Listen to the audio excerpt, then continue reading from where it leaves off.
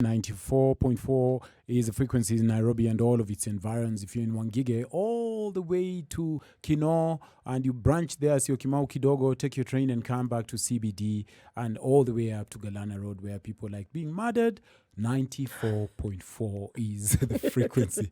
Remember, if by chance you're leaving Nairobi for your travels and you're having difficulty with that, you can simply watch this show live on www.spicefm.co.ke. We take pride in that. It's the first station really to come alive in a visual format. You know, listening and watching a show at the same time on radio. Imagine how you are. So that when your child asks you, "Mamini fungulia ni na watu wako kwa radio," so you just go on your phone and say, "Waangalilie hapa." www.spicefm.co.ke is the website you want to visit. Remember also that we are the adults in the room. If you're new to the family, a warm welcome to you. We are here every day between 7 to 10 p.m. Monday all the way to Friday. And what we do is have conversations pertaining issues of everyday life around relationships, money, sex, marriage, you name it. And we have it with you.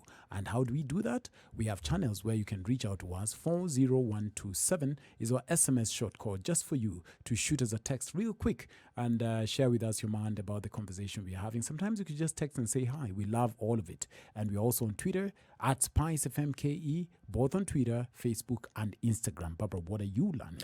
On our SMS code, we have a lady called Esther from Moranga who says, "Hi Eric, hi Barbara, I'm loving this show." And then we have Samuel who's tweeting from Kirinyaga County, and she says, "Barbara, my shout out goes to you because there's a school here called Barbara Girls." No, Eric, niko na shule? Niko na shule. Monica Mailo says, "Barbara and Eric, some fellows are suffering from a psychological disorder. They hardly zip up their baggy mouths, cannot tell and the whole world if they helped you. They have to spread the word."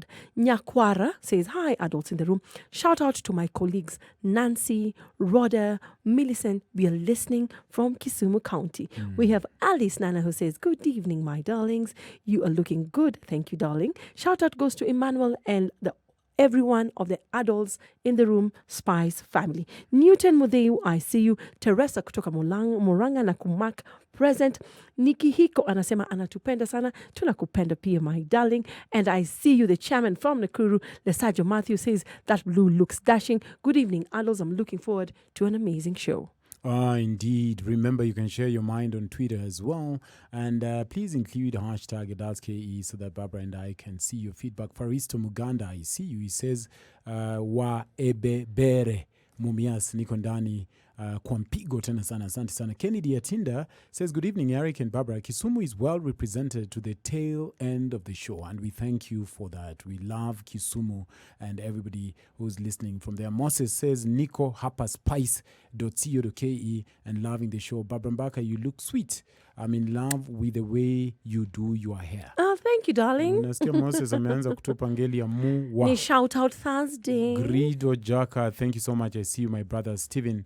I see you. Sally David, all the way from Nakuru, says, "When I was in high school, I once borrowed a necklace from my aunt to match my outfit. Took a picture and posted it on Facebook. She commented, 'Remember to return my necklace.' Yani, I was so embarrassed." Some people Oh, yes, Sally, I feel. Oh, I'm so sorry, Sally. More, I see you from Eldoret.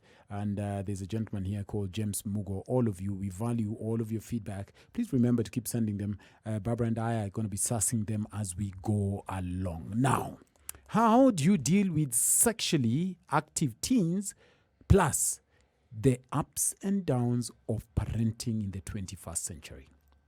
That is the conversation.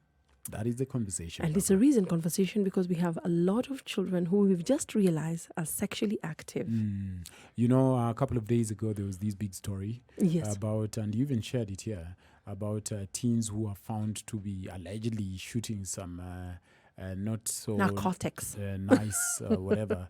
They shot, I think some teens were shooting porn, and then some went away on a drinking spree and so on and so forth. They were arrested in Mountain View. Yes. Then we have some who were arrested in Bungoma County, and we also had some in Kirinyaga. Now, when parents find that their teens have been sexually active, reactions may differ and fall anywhere between utter panic and dealing with the issue constructively. Now, what a parent does in this situation, Barbara, can protect your teen and improve your parent-child bond or break it completely altogether. Yes. And that's why we think this conversation is important. So how then do you handle a sexually active teen? How? How do you handle a child that you've noticed who is now maybe 14 or 15 and you have evidence that they are sexually active? Later on in the program, we will be joined by a psychologist who will share some of his expertise about how a parent can deal with some of these challenges of raising a teenager in the 21st century. But we welcome you who's listening who might also have a knowledge about ways in which to deal with a sexually active teen, to, opine on this conversation as we go along, all right? I think, Barbara, one of the things I would say is that your response will most likely depend on many, many things. For instance, your relationship with and how you are able to talk with your teen. The relationship is really key here, all right? Now, another thing that I think you should factor in as a parent is your child's age and the age of his or her partner, all right? Yes. You also want to factor in the nature of their sexual action. Has it led to a pregnancy, or did you find them behind a house kissing, all right? The nature of their sexual action is very important to factor in. Your belief and value system is something you want to factor in. How your spouse and your partner react is another factor. I'm talking about things to consider before doing the big talk. And then finally, I think it's important how the other teens' parents respond. Because you see now, let's take the most severe one that makes a lot of parents panic. Your daughter, sweet little angel who is 16, was about to go back to Form 1. The pandemic struck and they are pregnant. Then you want to have a talk. There's a whole of things that encompass this situation. There's somebody who made her pregnant. You want to know about this person. You want to know about their parents. You want to know how long the relationship has been going on. But in all of these, I said all of that to say that it's very important to listen while your teen is speaking with you and not be very harsh in judging them. I think a lot of parents fail in that regard. If I'm to think about moments when I was growing up and I had conversations that were uncomfortable with my mother, I didn't do anything crazy. I had a letter I'd written, and it was fairly explicit because I was describing what I was going to do with this woman's lips. And This girl, you were still a teen. yeah, let's call her a woman for the benefit of I think I was in Form 2 and she was I think she was in Form 4 actually. I used to shoot high, yeah? Oh, you didn't start now. Clearly, you didn't start this So she show. was finishing high school and mimi niko hapo Form 2 kwanza first term. So I wrote a very serious letter with serious intentions. I was saying the way I'm going to fondle her and the way her waist will see fire that day. And you informed too. Yeah, those crazy things. So then, my mother, Selena, found the letter. Do you know what she decided to do? She called Auntie Rose, who is a teacher, called Uncle Chris, who is a teacher, called another neighbor there She who called used a committee. to bore me. That guy used to think he's a god. By the way, if I meet that guy, I'll really run him into Was he the chairman of your No, court? it's not some punk guy. He was like, But your mother felt that. Eric, manongi marach kabisa. Because if you look at the future, Eric, your appetite for sex, which seems to be insatiable. So give me what? I've not even had sex. This crazy man. Well, the letter was saying otherwise. So my mother sat me down with all these many people and then said, so I want to read to you what Eric was intending to send to our neighbor. And dare I say that this neighbor is a pastor's daughter. Eric wanted, ladies and gentlemen, because now it was about us. Eric wanted to unhook this woman's brassiere and start doing bad things to this woman. So I was so embarrassed. Good Lord. I can imagine. It was supposed to be just a private thing ya nyumba tunatengeneza na mama yangu. Sasa huyu baba mwenye alikuwa na uchokora. Si obviously ameambia bibi yake. Of course. Si watoto wake wamejua mimi kijana uliandika barua.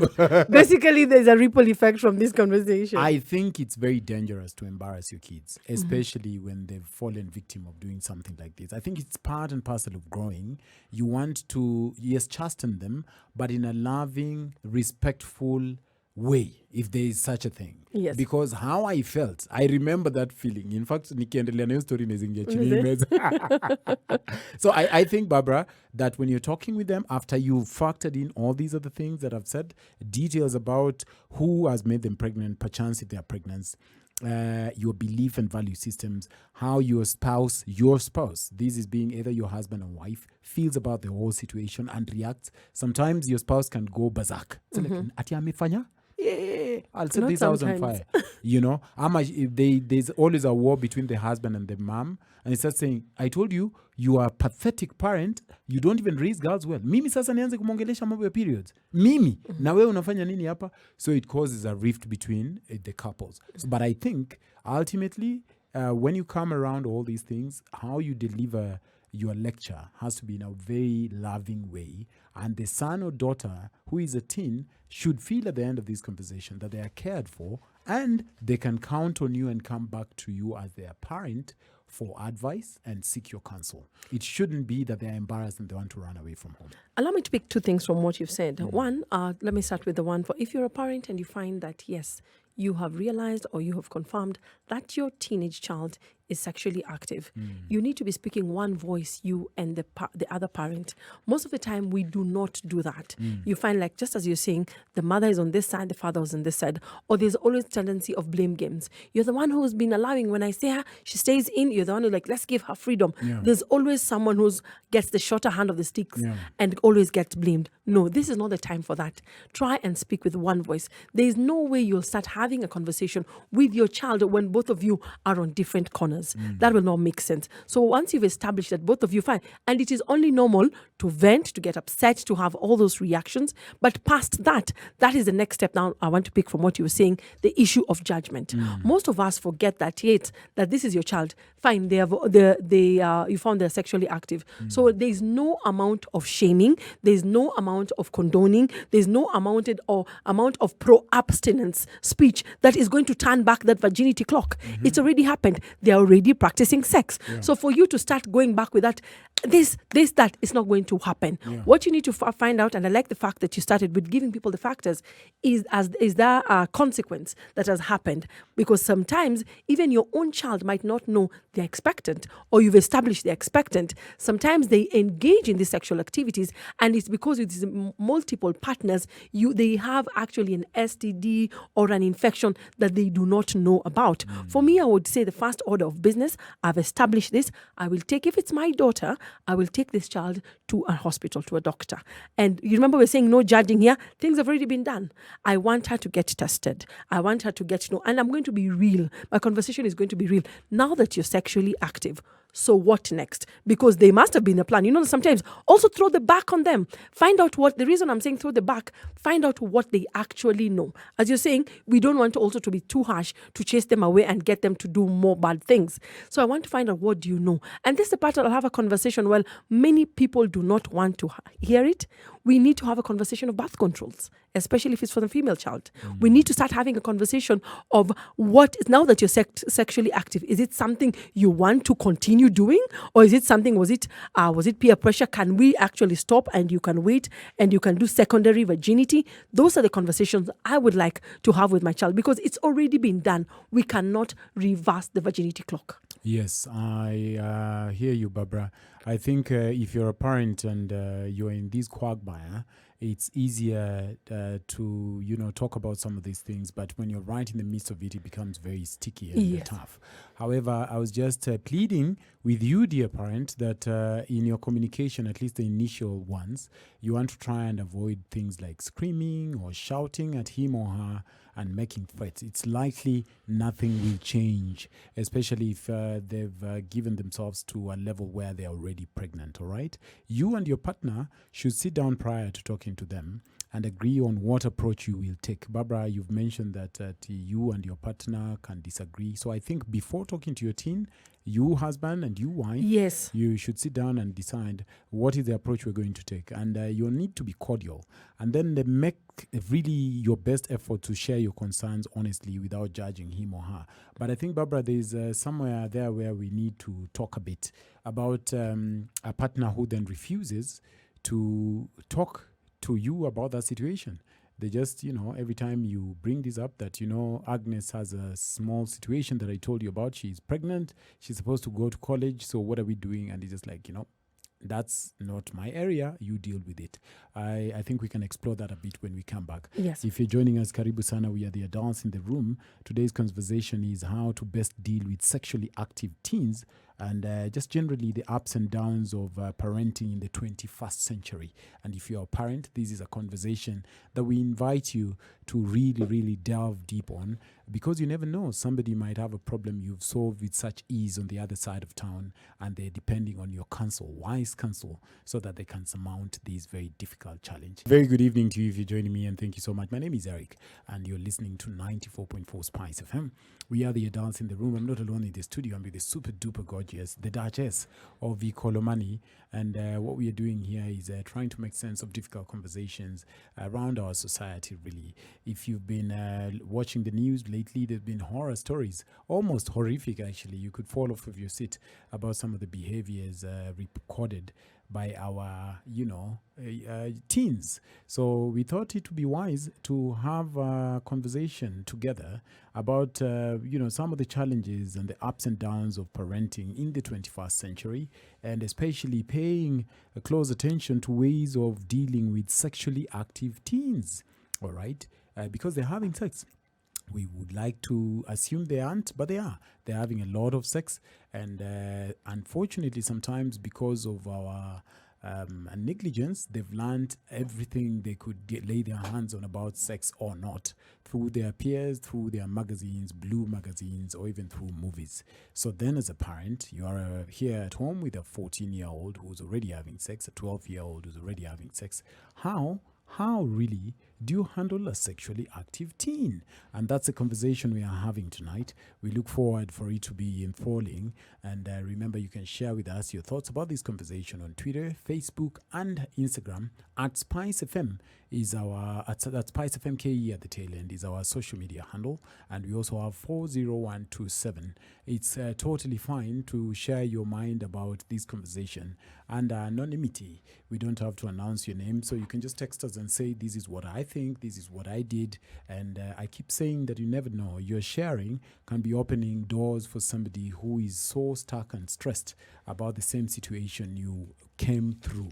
So before we went on the break, I was sharing that one of the things I learned, at least from my little episodes with my mother growing up, because she raised me alone, was the need that upon a teen doing something you deem heinous, all right? It's so heinous. You're just like, this is unacceptable. It's prudent, you as a parent, because you are the law, all right? And they look up to you. You want to talk and listen to them, all right? And also prior to something of this magnitude, say, for instance, they've fallen pregnant from their fooling around, it's important, I was saying, that you sit down with your partner and agree on what approach you will take together. All right, so that when you finally sit down with your teen, you make your best efforts to share your concerns as honestly as possible with him or her without judging. It's very important that they don't feel judged. Remember, they're already down. They already feel disappointed. They already feel like they've let you down. I think it's also important that you listen also without, placing judgment. In your listening, you're very open to what you're communicating and what they are saying. Barbara, also, forcing them to talk is a thing that some parents do, which is really bad. Ongea manta kupiga wewe. No. You don't want to force them to talk. But talk about the risks of sexual behavior, such as the unplanned pregnancies, disease, but don't use threats.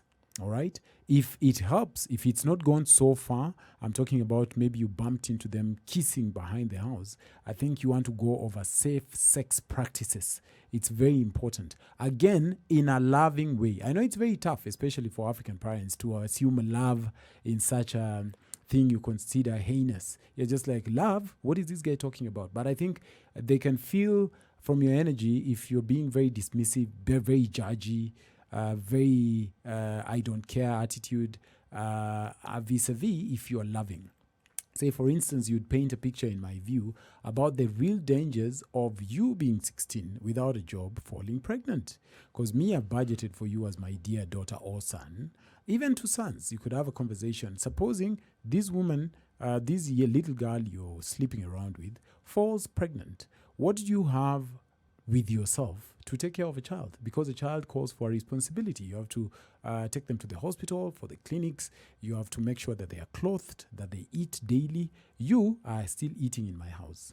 I have you and your sister. I did not plan for another child. So when you have this child with this young lady you are fooling around with, have you thought about ways in which you are going to take care of these children? So you just want to present your case in a most direct, honest way without raising your voice or slapping them around. Just try, if you can, to reason together. Barbara, what do you feel about that? I get what you're saying, and while it's practical, I'm trying to imagine. When you were talking, I was trying to put myself in the parents' shoes. And to be very honest, Eric, for some people, it will be very difficult for them not to react, especially if you've invested in your child. So I'll take it back to what we were saying, that try and speak the same voice. And in speaking the same voice, try and educate yourself as the parent, and educate yourself of what some of these teenage children are going through, the challenges, what are they involved in, go into the internet, Google, search, find out more, so that by the time you want to come back and talk to your child, you are talking to your child when you're very cautious. From a point of information. Yes, and from a point of information, and you're not psychotic, because it is very normal for you to go berserk. You're thinking, I've not even finished my SACCO loan, and I paid for their school fees, and she's still doing this and that, because school fees is not cheap, especially if your child is in a private school. So I'd say educate yourself with the challenges and what is going on around your teen's life. Find out more information of now if she's sexually active, as you're saying, with the other party. And now, so that by the time you're speaking to them, you are just actually trying to break it down. It is not easy, especially for parents, but you need to do that. In the case that you had highlighted before we went on the break, of the aspect where the father and the mother, or one parent, they're not speaking the same voice, and they're like, you handle it. That often happens, Eric, especially in homes where the daughter falls pregnant. You know, like, let me just be very honest.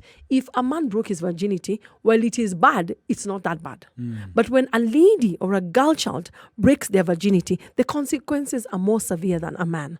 And that is, it becomes different. There's the issue of like, fine. And then, quote unquote, there is this thing that people say, akianza kulala nje, ama akianza kulala na wanaume, that is it, that she will constantly be yearning or having the urges to do that. So you also need to try and protect yourself from, not protect yourself, but help her understand what journey she's gotten herself into, so that you do not have your child continuously or engaging in sex or having this issue recurring. So that is a conversation. Whether the father is not into it, for example, if you're the mother, you have to be the strong party on it and take the lead. And as the other person digests, you know, some people need to be given time to digest. So I feel that is the case here.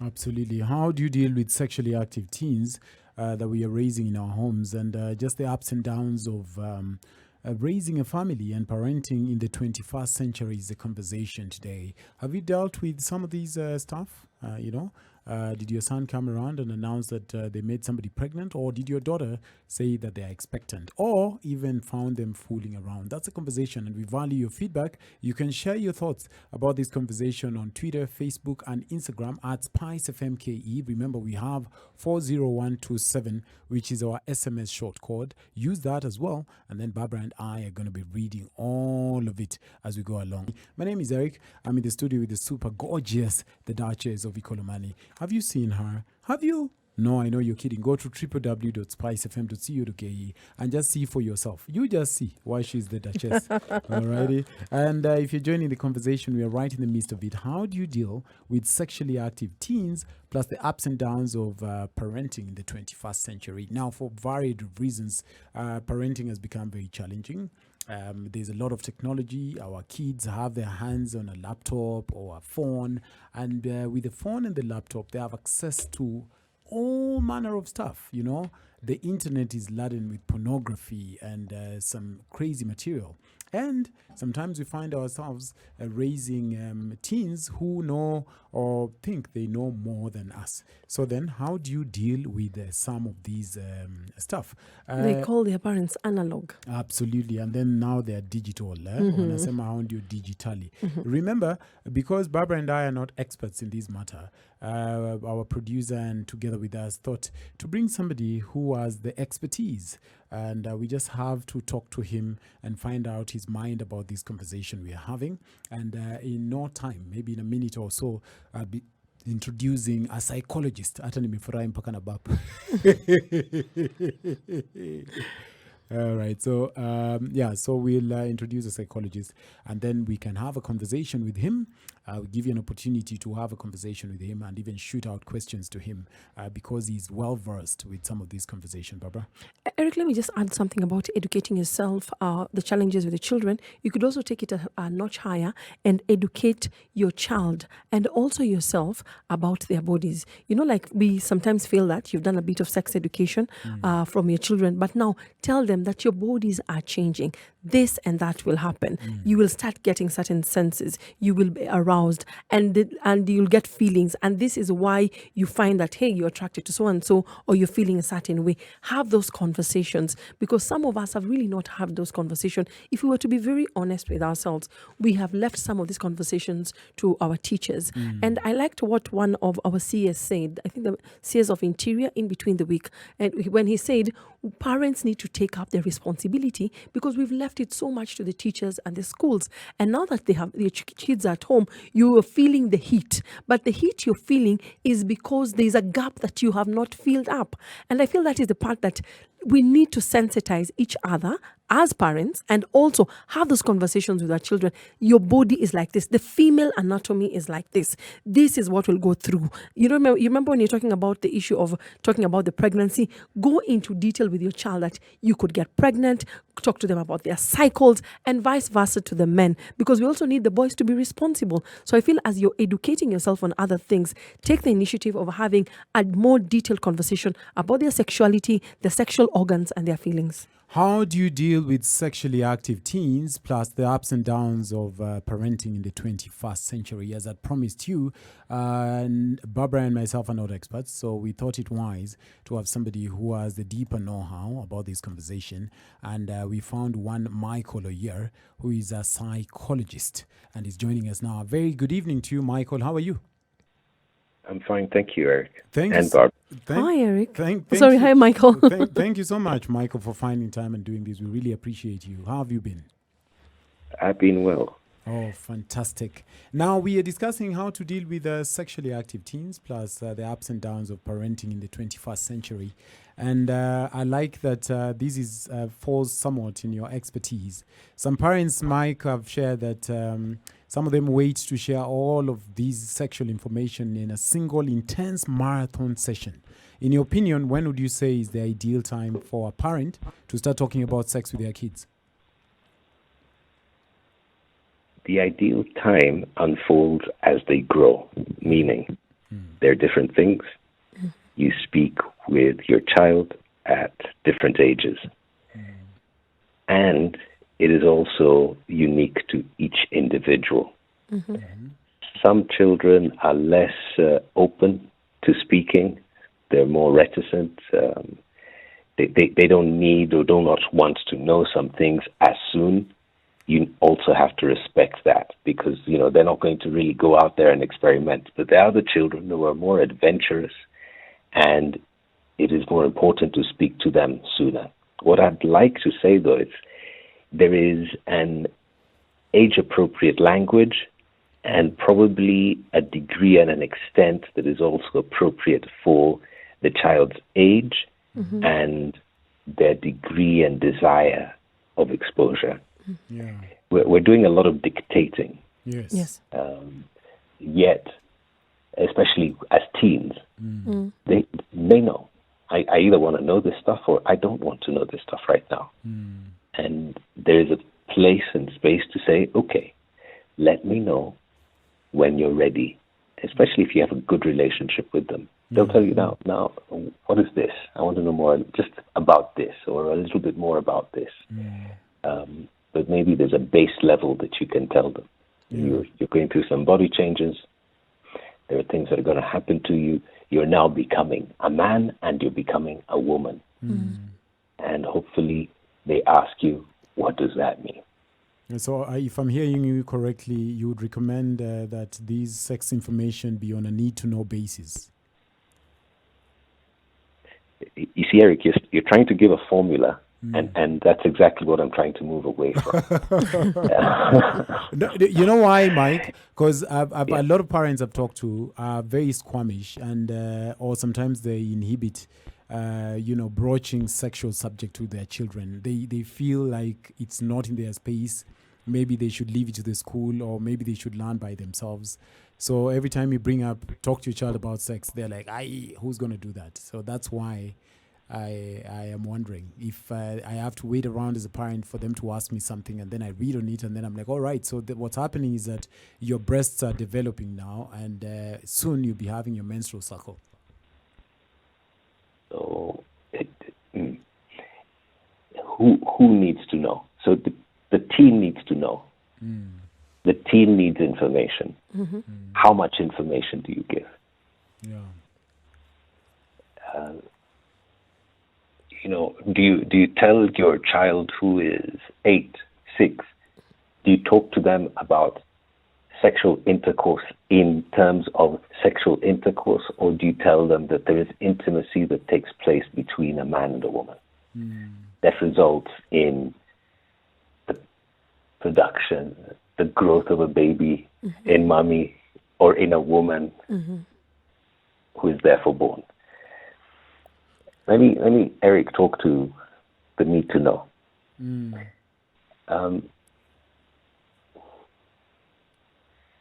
The responsibility, as I heard you say, and as you correctly quoted people mentioning people who are in authority, the responsibility of parenting is the parents. Yes. And we can't abdicate parenting.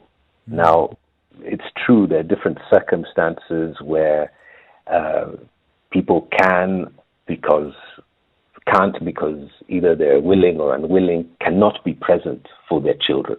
I'm not going to get into that. Yeah. But assuming the place where you are interacting with your child, you cannot abdicate the responsibility. Yes. And when you have a parent saying they're squeamish, so who needs to, quote unquote, grow up? the teen, the child, or the parent? The parent. I get you. Yes. So someone has to take the responsibility. And part of that responsibility is, as much as possible, try and stay ahead. We do so much for, you do research before you come onto your show. You go and better yourself on your show. You go for training for your show to do what it is that you do. And one of the things that we do, I'm not sure whether you're parents, but one of the things that we do that is key in this life is being parents. Yes. So when's the last time you trained yourself on something concerning parenting? Yeah. We take it for granted. Michael, I have a question. There's this saying that goes that you need to be a parent, but also be a friend to your child. Now, well, you'd want to do that. There are moments you want to be strict. There are moments that the dictatorship comes in. But when it comes to issues of sexuality and as they grow older, I've found it, because I'm a parent, as she's growing older, there are moments I feel like I need to be firm. How do I draw the line from being the parent and being the friend, so that we can have open lines of communication? What I gather from you, and I can see where you're coming from, is that when someone is being a parent, surely they cannot be a friend. They say we need to try. I'm learning how to be a friend because I have a daughter. Yeah. The roles are clear, and I feel like I'm repeating myself. The parent is the parent who's the parent all the time. Okay. There's no time that you stop being a parent. That's true. Now, as a parent, then there is a responsibility to facilitate and create environments and times and spaces where the child feels or is able or knows that they can come and speak freely and openly. And one of the key things about that is time. You have to be present. Yes. So if they know that they can find you, get in touch with you, ask, not insist, but just ask, yes. Could we could we go for, I don't know, a walk? Could you buy me pizza? And such simple requests might be the tip of a need to talk about something that they want to address. So are you well attuned to ensuring that such environments, opportunities are facilitated? Okay. And that is just a parent being a parent. Now, I don't know the aspects of a parent being a friend. Is it, do you go and with boys, we'll fight, we'll mock fight or go and do some of the activities such as, I remember going for an activity such as paintball fighting and fathers and sons. And, you'll get into the rough and tumble together. But I'm still the father. And they still see me in weakness. And I think that's what happens in friendship. You see each other in weakness, in strength, in doing the right thing, and in failing in doing the right thing. And now, if I hear you right, as friends, we show some of those, ooh, when I was your age, I failed in doing this, and, but that's the part of parenting. It's just that, so now instead of just sharing it as just information as you would with your older girlfriends, you share it with intention. So that they may know not just that you did it, what happened after? How did you feel? How did you get out of it? What would you do now? And having such conversations. Then I think we're having... Yes, no, thank you. Sorry, I cut you short. I've been thinking about how I was parented myself growing up. I mean, a typical African family. I was raised by my single mother. And there is not a lot of vulnerability that you see in African homes, typically, at least from having conversations with my friends. How important is it for a parent to own up to their own malevolence growing up in that particular age their teen is at, in the quest to just educate? First of all, I don't know how old you are, Eric, but this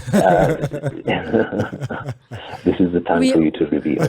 We are a few years. When I mean a few to 40, let's just say. A few, okay. Yes. Good. In 2 years, I'll be doing the 4th floor. Oh, congratulations! 4 decades. My goodness, Eric, I gather you're younger than since you deny.